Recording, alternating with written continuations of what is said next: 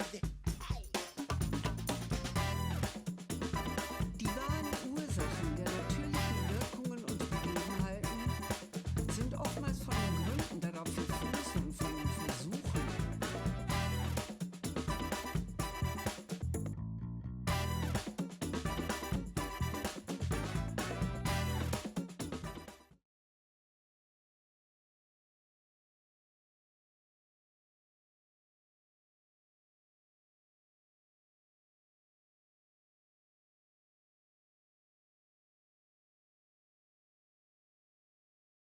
Suppose let me begin sort of saying how honored I am, right, to be here. It was such a wonderful, it just feels so wonderful that, to be among, such distinguished scholars. This chapter or this presentation will be very, very sketchy in comparison.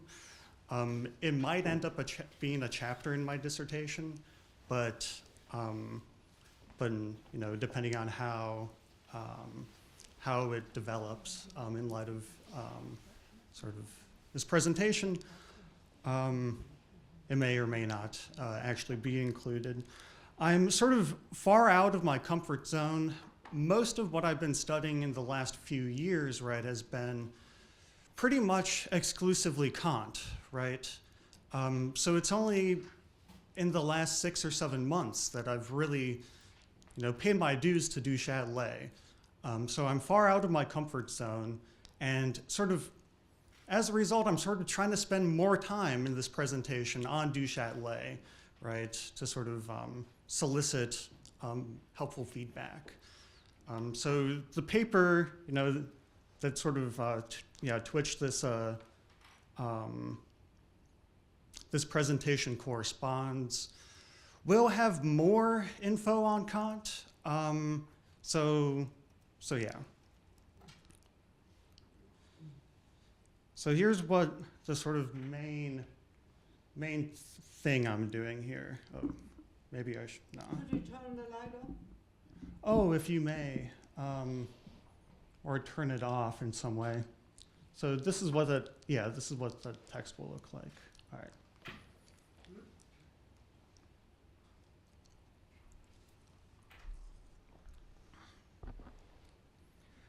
All right, so I want to spend more time thinking about continuity than the other two concepts that I sort of list in the title of this presentation, right? Repulsive force, continuity, and matter. I think it's useful to sort of center on continuity because centering on it can sort of shed light on why people had specific views on matter, specific views on repulsive force. And that'll be one of the things that I'll try to sort of establish in this presentation or sort of motivate. We'll sort of see that in a second. So I want to begin with just some general facts about continuity, right? In the early modern period, it was incredibly significant, perhaps more significant than we tend to think it is. So it's significant in a few ways. One is there is a sort of crisis in the foundations of mathematics in the late Renaissance to early modern period, right? What was the crisis? Well, there's some thoughts about as to like how or in what sense or as to whether mathematics is indeed a science after all. It's far from the sort of privileged, like authoritative space that we sort of give it now. Why was it sort of controversial? Well, there's no clear account as to like what sort of explanations mathematics sort of gives, right? So there's standard sort of definitions of sciences going back to Aristotle that sciences trade in causes, but it's not entirely clear what causes are in mathematics, right? So there's a general crisis with regards to what sort of explanations occur. I'm stealing all this from Mancosi, by the way, read in his wonderful 1996 book, Mathematical Practice. One of the sort of suspect kinds of causes, right, was Euclid's sort of reliance on superposition, right, where you sort of take a shape and then you sort of transport that over to another shape. And people tried to find a way to sort of save the Euclid's elements to make superposition sort of dispensable. And there are a few techniques, Cavalieri, for instance, and Torricelli, those sort of build this sort of weird tradition according to which you can compare sort of plane figures and I suppose regions, right? You can sort of compare, say, the magnitude of two triangles by sort of taking a line, looking at the magnitude of that line, and have that sort of sweep across the sort of region. And then aggregate those lines and compare the aggregates, right? So obviously that brings up businesses, about continuity, right? Because the sort of sides of this, or sort of boundaries of any given shape is supposed to be continuous. Well, how do you aggregate, a series of lines, that are sort of formed as perpendicular to a continuous magnitude? That's bizarre. So there are these basic, okay, gosh, I'll have to try to hurry up. So yeah, there are basic sort of issues in mathematics. Also, as famously, Newton and Leibniz, they're going to develop new techniques in order to sort of express motion mathematically, right? But it's also significant in the relationship between mathematics and philosophy. Now, it can go in two directions. Someone's philosophical commitments can sort of lend themselves to a certain account of what continuity is, right? So Hobbes, for instance, sort of staunch empiricist, will say that empiricism implies the infinite divisibility, is sort of inescapably confused. The infinitely large and the infinitely small are not the sort of things that we can learn about through just sense experience, right? So he sort of wants to get rid of continuity. But also, someone's views about, what continuous magnitudes are in mathematics also holds implications for their wider philosophical things, their extra mathematical sort of claims, right? So famously, right, Descartes is going to argue that matter is infinitely divisible, and that implies that minds aren't material. Why? Well, because minds are simple. They are indivisible, so they can't be material, right? Because all material things are divisible. So that's one example. This comes up very, very frequently with Leibniz. Few people took continuity as seriously as Leibniz did. So I want to talk a little bit about Leibniz, in part because I think the sort of problems that arise with his account of continuity can be a really, really helpful framework for understanding the sort of dispute between du Châtelet and the early Kant, the pre-critical Kant, and along, as well as du Châtelet and the critical Kant. So I want to sort of use the problems that arise from Leibniz's account of continuity as a way to orient the ways in which du Châtelet and Kant sort of agree and disagree.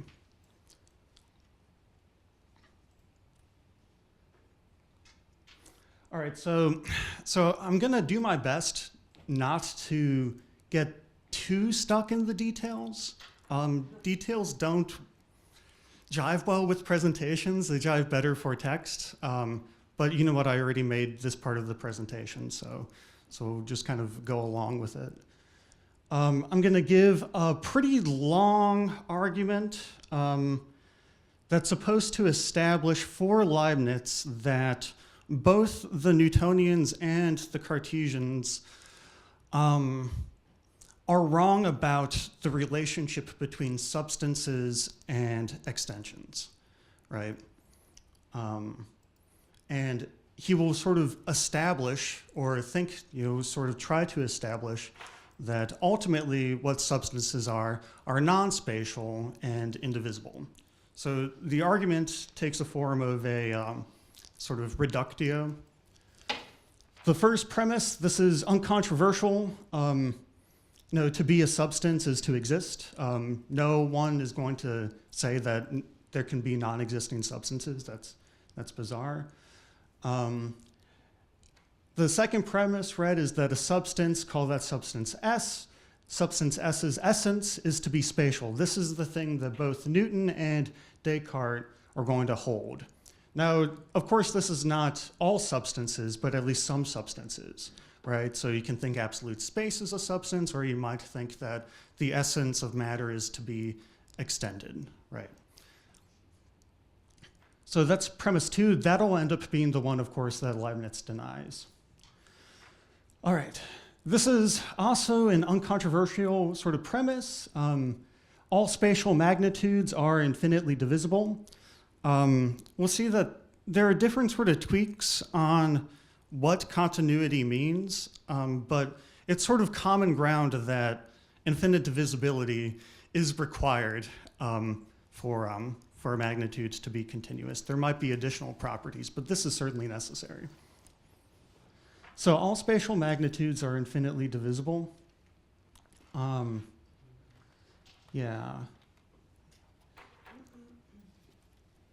Yeah, and moreover, I think premise 3 is supposed to just be established by mathematics. Yeah. This is supposed to be established just by basic geometry.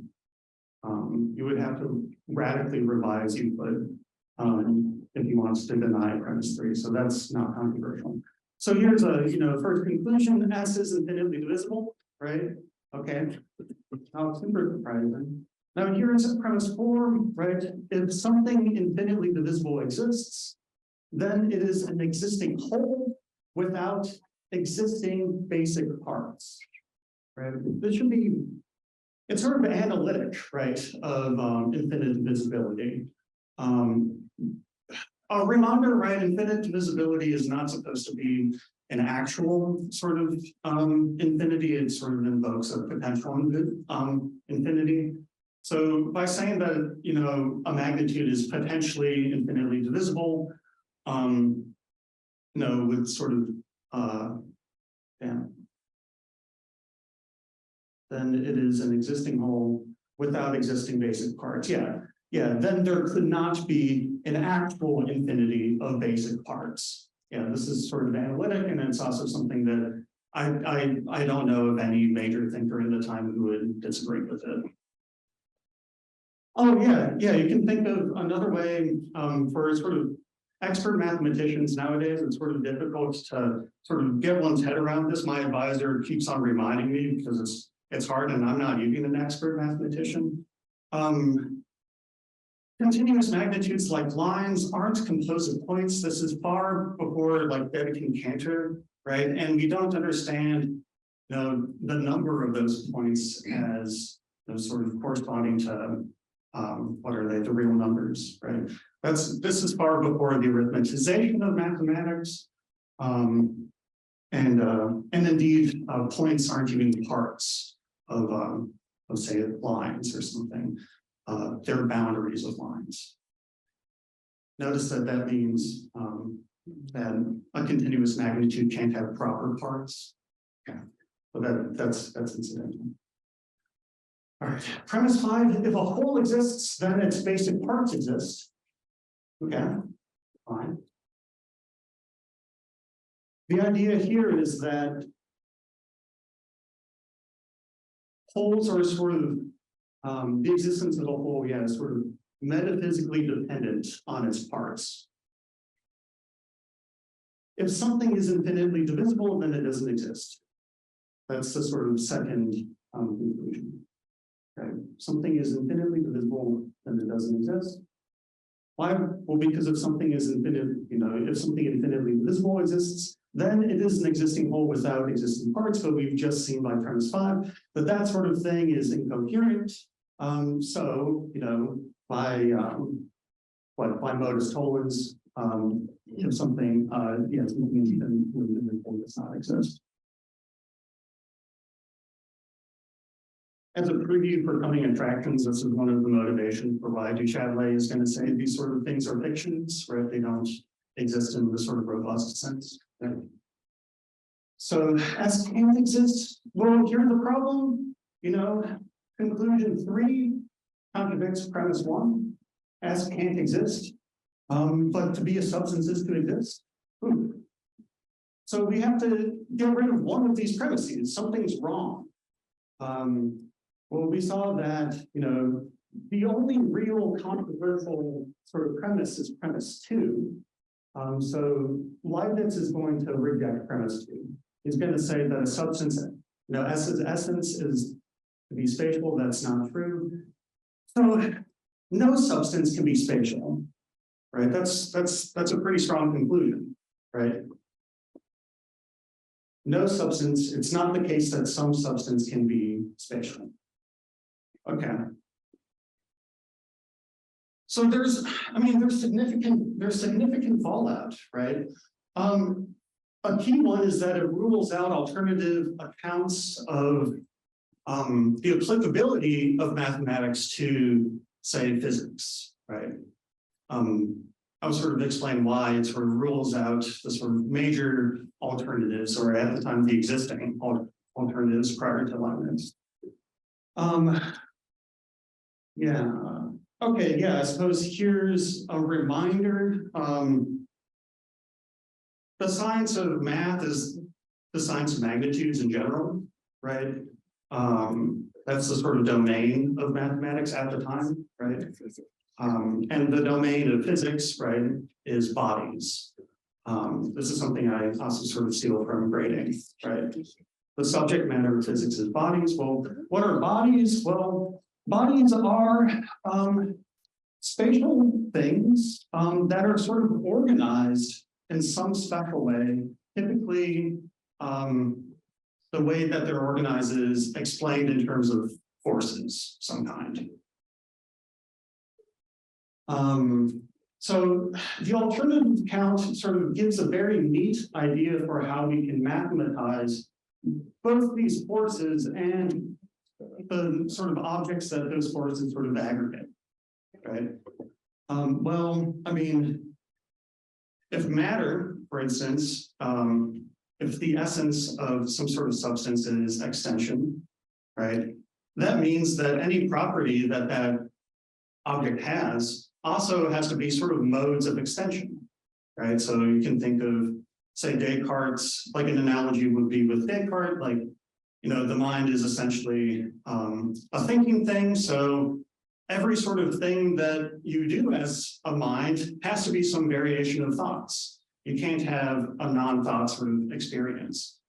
Likewise, with extension, you can't have any property that, when instantiated in some sort of matter, doesn't have spatial properties.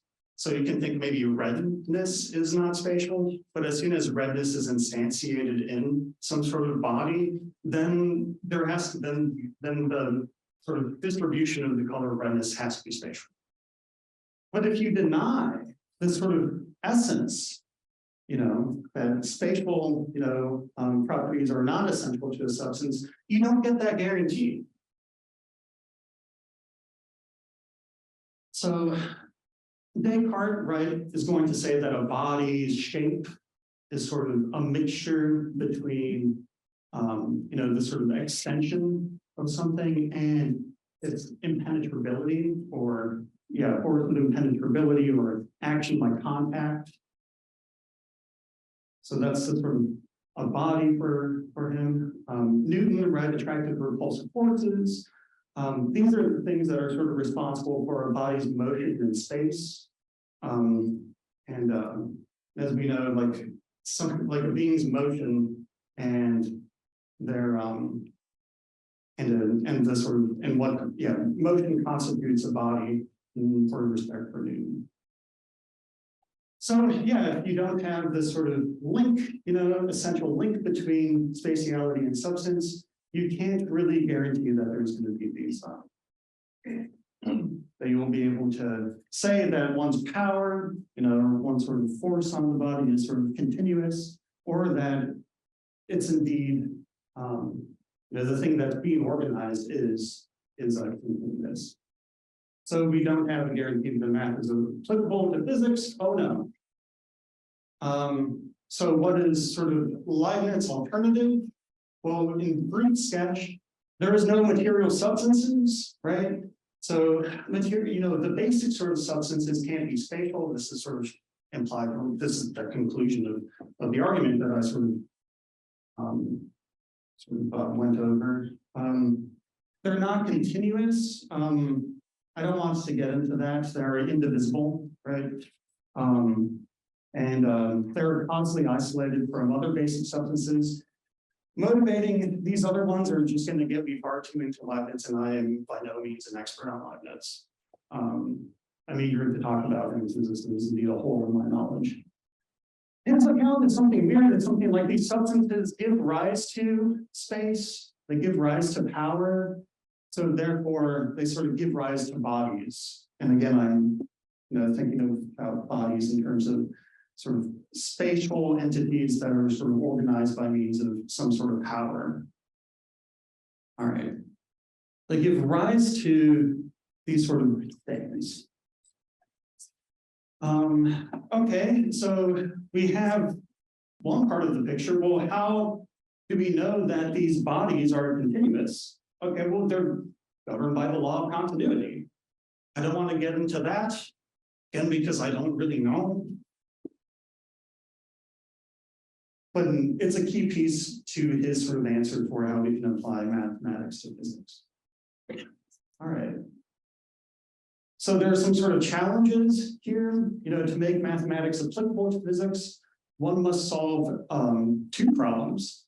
The first one I want to call the problem of space. There's probably someone else who uses the term the problem of space in totally different context. That has to be the case. I don't mean to imply that I'm taking over any sort of term or anything, just stipulate for the sake of this presentation. This is what I mean by that. Problem of space, how do discrete non-spatial symbols give rise to continuous spatial magnitudes? That's a problem. Okay, the second problem of powers, right, is how do discrete causally isolated symbols give rise to continuous powers of bodies? So as we go forward, I want to do something like this. I want to give a sketch of the different figures' accounts of continuity. There are sort of like weird revisions on it, and show how they marshal that account to solve both of these problems. And then I sort of show where they sort of agree and disagree. There'll be a striking sort of a feature of this, right? So I'll be looking at du Châtelet, and then the pre-critical Kant, and then the critical Kant. Sort of oddly, the pre-critical Kant takes on a lot of views that are controversial at the time that du Châtelet defended, but also distanced himself like pretty heavily from a lot of the other sort of controversial views that du Châtelet endorsed. But what's weird is later on in the critical period, he becomes much, much closer to du Châtelet. And that's something that's striking. All right, so I want to go through problem of bodies, problem of space, problem of powers, account of continuity, show how that account of continuity can help give her the sort of resources to explain how or whether mathematics can be applied to physics. And then I'll give just very, very brief comparison between Kant or between du Châtelet and Leibniz, just to sort of highlight the sort of new things to which Kant may agree or disagree about. So, okay, I want to put this, it's very, there's a lot of discussion about the PSR in du Châtelet, and it's highly controversial at this point. I want to do my best here to be as neutral as possible. I'm framing this for the sake of the presentation as if du Châtelet holds a highly traditional sense of the PSR, as Yeah, that's just for presentation. Yeah, I share your, Always leads in the wrong direction. yeah. So I'm highly confident that we can sort of rearrange this picture in ways that are conducive or agreeable to at least all of the accounts of the PSR currently on the table in the literature. But just, it's a presentation and I'm already going a little bit overboard. So symbols essentially have this power to stand in causal relations with other symbols. Therefore, symbols essentially stand in partial relations to other symbols, right? Our minds cannot distinctly represent symbols as parts. We can only represent the whole of which the symbols are parts. When we represent wholes, we represent them spatially, and therefore we must represent symbols as standing in spatial relations, right? So the idea is that, yeah, symbols have to be in some sort of causal relation to each other. Well, there's this fact about the human mind.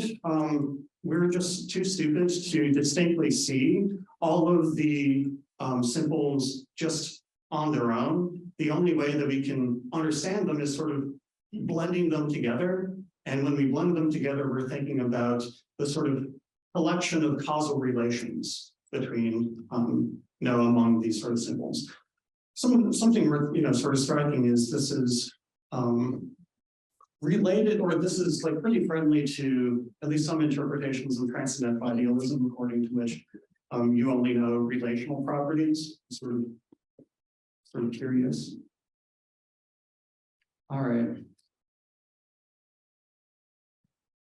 Du Châtelet, yeah. Okay, yeah. So that's the sort of solution to the problem of bodies. I'll get over how. Okay, yeah. Actually, let me back up. So what I did over here, right, is I sort of tried to show, or at least rehearse, the sort of genesis of motion of space in terms of these discrete sort of indivisible symbols. I will later on discuss continuity. I'm just going to give this like one step at a time. Likewise, I'll do that with power, sort of show how these sort of symbols give rise to sort of the kind of power that's responsible for the formation of bodies. Then I'll get into the continuity of those forces. All right. So she has a weird or a unique definition of powers, right?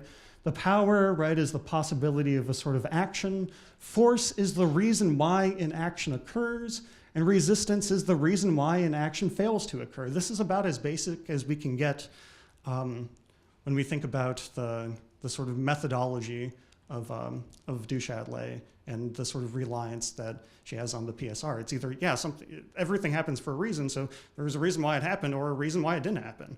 One is force, one is resistance. Now, this sort of power, or this sort of force and resistance, occurs at the level of the substances, the sort of non-spatial substances, right? And we sort of represent those forces, given this sort of confused nature of our mind, right? We represent them as causes for relative movement, for instance, like fluidity, compression, but we also represent resistance as the cause of relative rest, right? This is understood in terms of motions. The cause of relative rest, cohesion, impenetrability, sort of repulsive force. You can see, yeah, I guess why this interpretation right here is friendly to sort of methodological or epistemic readings, right, of the PSR. You just begin closer to the representation of space and representation of the sort of forces that we confront when we do our experiments, and then trace the origins of it in terms of these basic substances. It's sort of a matter of where you begin. I just began at the bottom. It's accidental. All right, so I got this sort of problem of powers here. So now I want to wheel in continuity. And the continuity part is, again, crucial for applying mathematics to physics. So her account is, it is quasi-Aristotelian, but there's aspects of Wolff in there that I'm sort of uncomfortable talking about. I'm always eager to hear feedback, or I want to learn more, especially on continuity in Wolff. It's hard. So one thing that's clear, though, and I'm taking this from the sort of space chapter, right, is that the parts touch, right? A magnitude is composed, it's a whole with parts, right? The parts touch, right?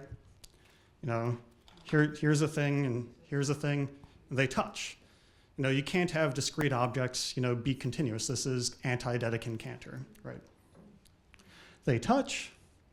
Contiguity, they also touch, right? So continuity, the parts are unified by a reason.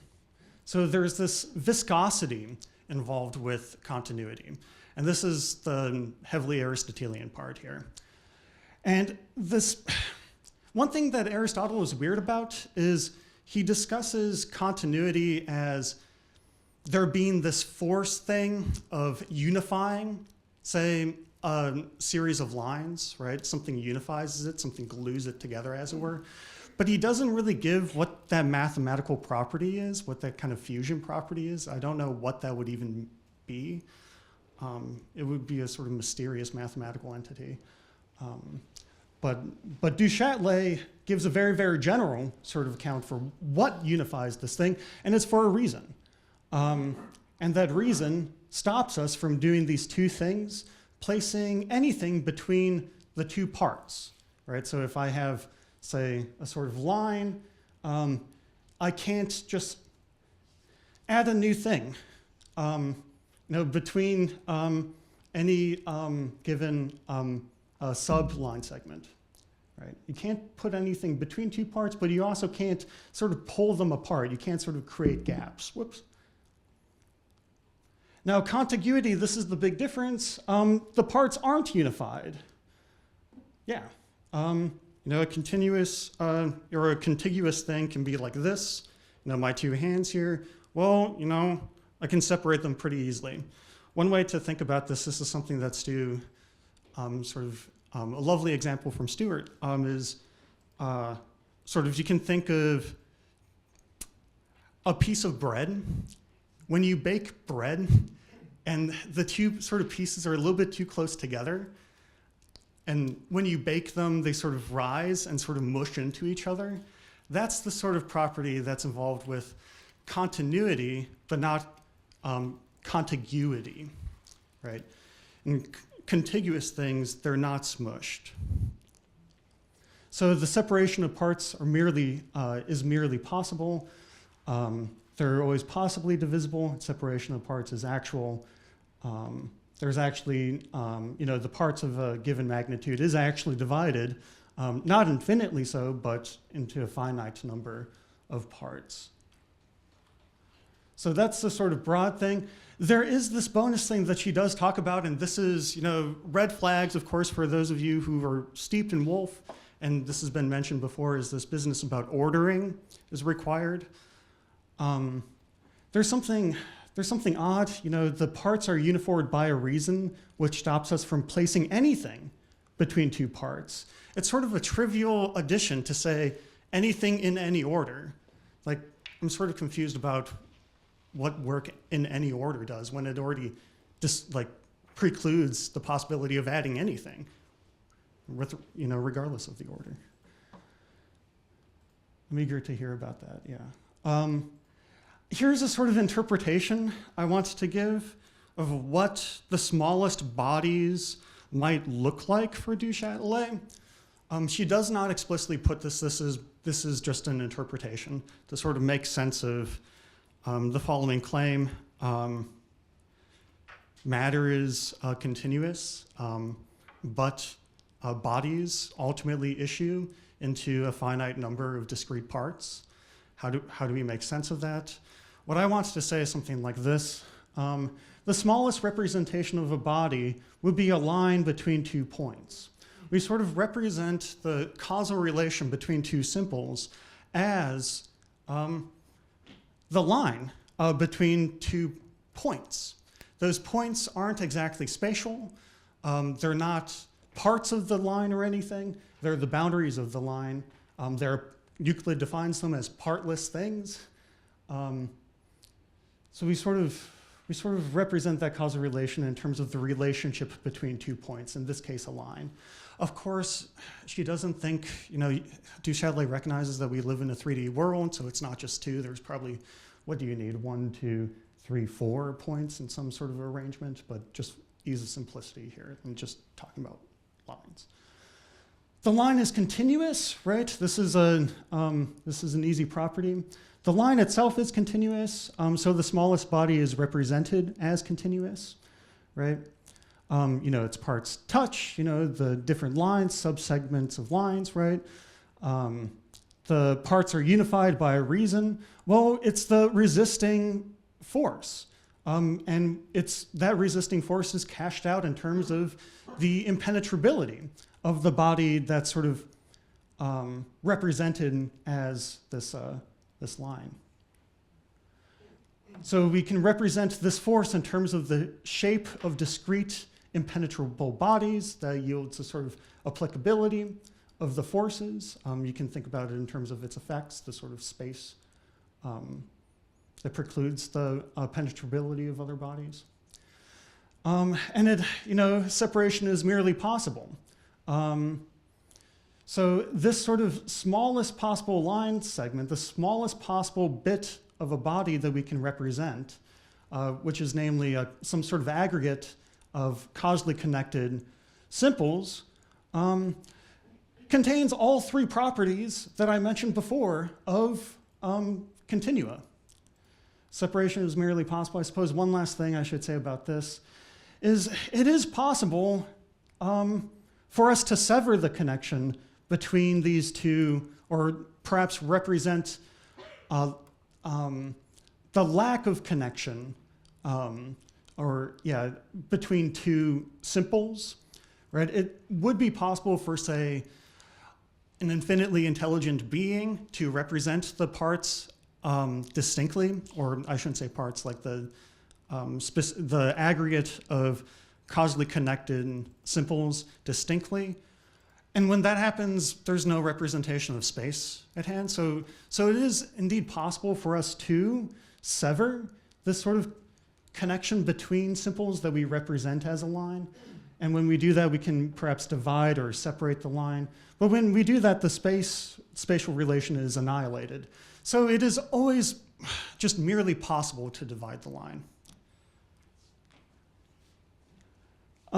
Very, very brief, I suppose. There's some agreements. So one important one, and I sort of take from Eric Watkins' wonderful 2006 paper, sort of outlining the importance of the primary derivative force distinction. She just sort of agrees with Leibniz that there is a difference between the powers among substances and the sort of powers that we represent those sort of causal relations among substances to have. There's a primary and derivative force distinction. They're both idealists about space, and this is a huge disagreement, there are causal relations among simples. There's no pre-established harmony in du Châtelet. I'm not sure if it is a physical influx view, but regardless, it is, the physical influx view would, it would depend on your interpretation of the PSR if you want to attribute a physical influx view. But there is definitely some sort of causal relation among simples. That's huge.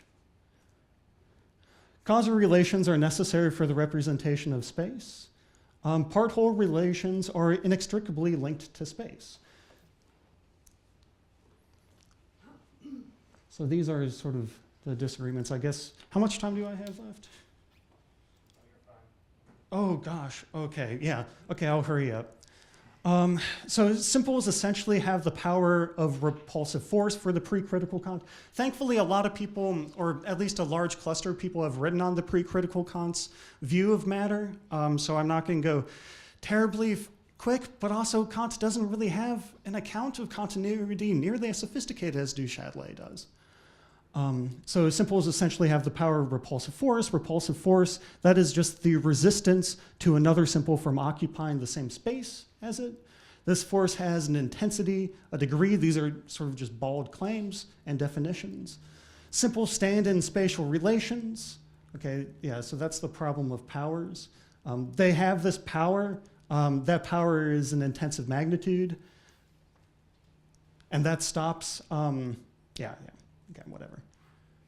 Simples stand in some sort of spatial relation. Well, the degree of repulsive forces sort of cashed out in terms of the magnitude of space the simple sort of protects or sort of fills. So these two sort of like pokeball looking sort of things, the sort of weird color thing is supposed to represent, in the very middle is supposed to represent what those simples are. And the sort of circle and line, outside is supposed to represent the sort of space that simple can protect by way of its repulsive force. That is, stop the smaller or larger sort of simple from sort of intruding on it. Because repulsive force is continuous, the space that the simple fills is continuous. I'll say something, I suppose, about continuity here. Yeah, when a body changes the intensity of its forces, it goes through all the smallest, all and an infinitely amount of small changes in its degrees. This is just Leibniz, apparently. I don't exactly know exactly what the relationship is, but Kant in the pre-critical period just sort of says, I'm taking over Leibniz. There's some degree, perhaps he gets Leibniz wrong, or he appropriates Leibniz in some way. But anyway, that's it, and he doesn't give that much of a greater account. So it's about changes in intensities. Repulsive forces are continuous because they're an intensive magnitude, and every intensive magnitude goes through an infinite number of degrees. The space it fills, by virtue of repulsive force, must too be continuous. Why? Well, because you cash out the repulsive force in terms of the sort of spatial magnitude. So if the repulsive force is continuous, then the spatial magnitude must also be continuous. So yeah, you have the applicability of continuous magnitudes to both forces and space. That's nice. Okay. The biggest relationship, I think that this is huge, right? The biggest agreement is that there are these causal forces among simples. That's highly unorthodox. These causal forces are responsible for spatial relations. That's also highly unique. But there are still some disagreements I don't want to overstate.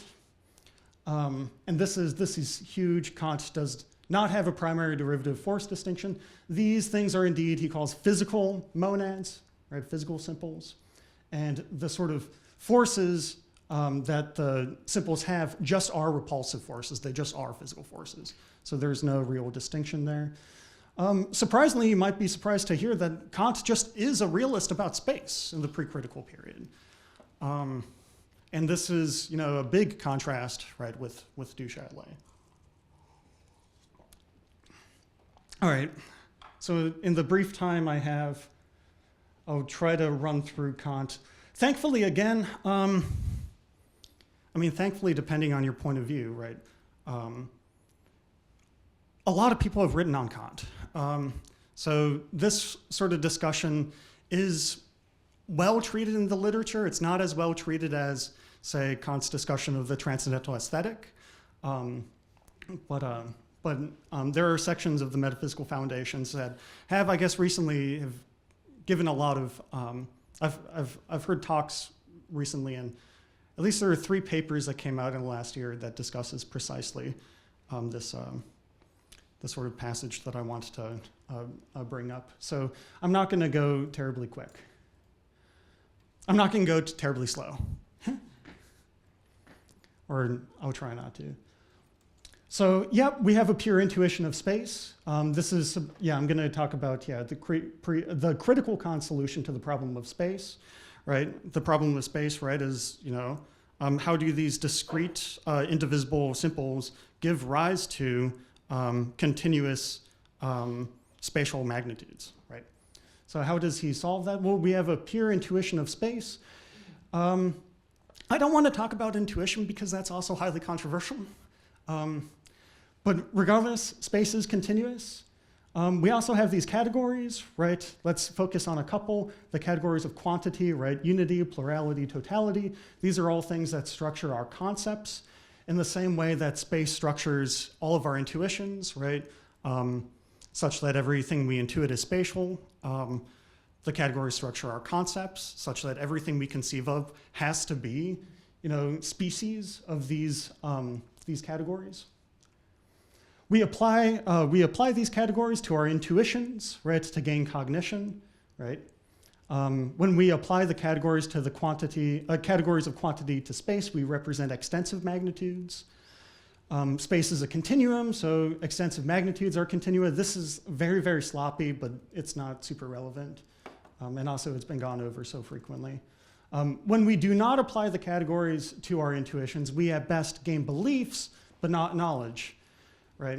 So beliefs, gosh, I'm embarrassed, I forget the German term for it, right? But at least in English, it's, the term is translated as belief, and that's something to which you have subjective justification for believing, right? Whereas knowledge is something to which you have subjective and objective justification for believing. Funny note, Kant doesn't give an account of justification. He just says, oh yeah, this is a thing. And that's just been the subject of epistemology, at least in the United States, for the last 75 years. So we gain beliefs about the sort of entities that we sort of try to apply to the world without paying heed to our intuitions of the world. So we can gain, at best, not every time, but at best, we can gain beliefs. So for instance, when we attend to only our concepts, we can find that we can think of a simple being, like an indivisible being, right? We can never sort of confront an indivisible being or have an indivisible being in intuition.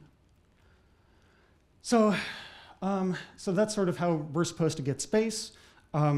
Intuition of space, cool. We apply a concept of quantities, to it, and then we get extensive magnitudes, cool. Categories of quality, right? This is going to be the sort of technique that Kant sort of relies on to get a solid answer to the problem of bodies, right? The categories of quantity, namely reality, but also, the categories of relation, right? For instance, cause and substance.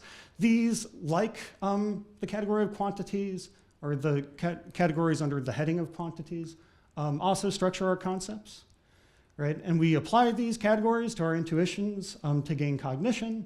When we apply, for instance, the categories of quality, we represent continuous intensive magnitudes such as repulsive force. I want to be very, very quick, and I'm very, very sloppy about this right now because this has just been the subject, like the problem in Kant's philosophy of physics, the relationship between the first critique and the metaphysical foundations of natural science. So yeah, I'm purposely being pretty vague and quick here. So we apply these categories and somehow we get repulsive force in that way. We apply the categories of relation, right? We represent continuous changes in enduring objects, such as changes in motion. When we do not apply the categories to our intuitions, we at best gain beliefs but never knowledge. So we can try to apply, we can think about a substance with powers in a very, very minimal sort of way. In a way kind of similar to Du Châtelet does, right? So we have all that sort of stuff. I went overboard with this. This is nuts. This is probably not helpful. This weird diagram. Bodies are, right, continuous spatial magnitudes. They're capable of communicating motion, and they're capable of communicating motion by way of repulsive forces, right? Those are the sort of aspects of our cognition, ways in which we apply, some sense of apply our categories to intuitions, right? We sort of take properties of both the categories and properties of intuitions, and plus some empirical input, we get these sort of qualities. That's cognition, but here's not cognition. Simple things, just bare substances, and substances with powers. I'm taking over from Watkins here, the sort of ground-consequent relation or model of substance and causality. So there really isn't a give rise to worry, because bodies and simples are just different ways to apply concepts. One way is plain heat to intuition, one is not. It's not the case that these simples actually construct or give rise to bodies. So that's the way he sort of solves the problem, is by dissolving it. Okay. Should I have an example? No. Presume simples fill space by way of repulsive force. Yeah, this is the sort of argument that he gets to indicate precisely how we apply these qualities to physical entities, and how he makes room for both the aspect of our, the sort of possible belief in these simple substances with powers and whatnot, with the phenomena. Okay, yeah, and I'm too far back. Yeah, I'm way past time, sorry. Okay, so here are some agreements. There are causal relations among simples, right? That's something that that Du Châtelet and both the critical and pre-critical Kant agree about. Now, in this case, though, this sort of claim does not carry any sort of existential commitment, right, to these simples or anything. But we can indeed represent them conceptually. That's going to be a fine, like a subtle difference. But in very broad strokes, right? And this is there are many ways to sort of cut up an animal or skin a cat, I don't know.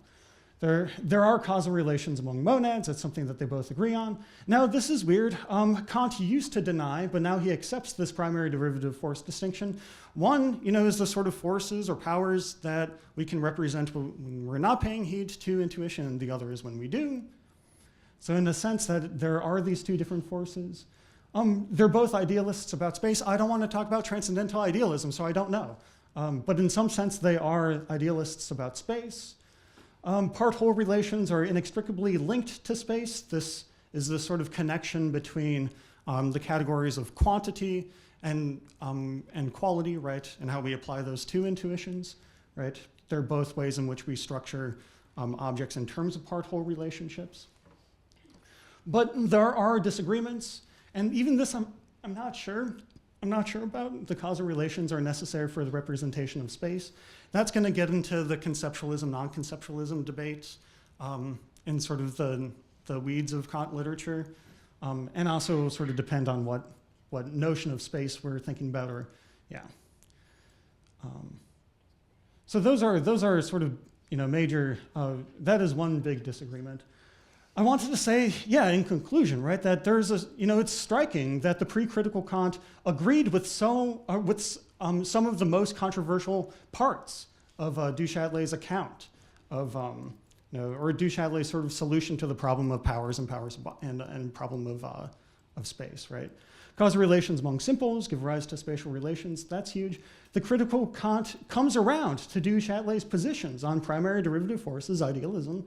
And Kant adopts some of Du Châtelet's positions he was earlier silent on, right? So this discussion about the part-whole relationship among our concepts and the need for us to represent those as spatial.